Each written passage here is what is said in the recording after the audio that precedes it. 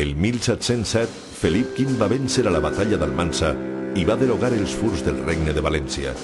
El poble valencià va perdre les seues institucions i lleis pròpies i es va accelerar la seva castellanització.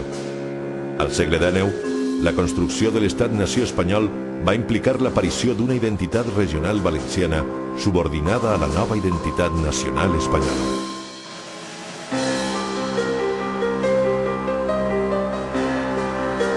Del roig al blau, la transició valenciana.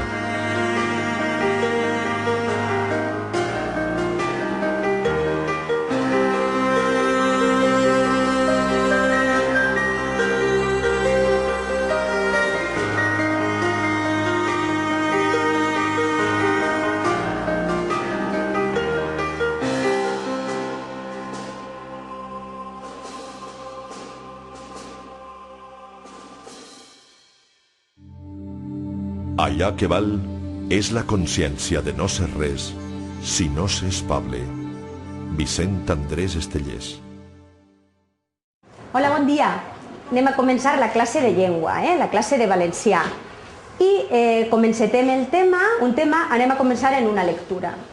El que passa és que aquest tema té una lectura un poc especial.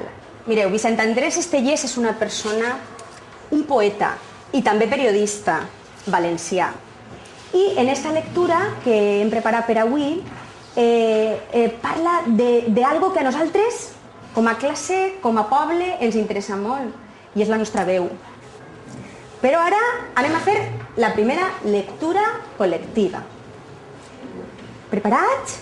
Sí. Assumiràs la veu d'un poble i serà la veu del teu poble.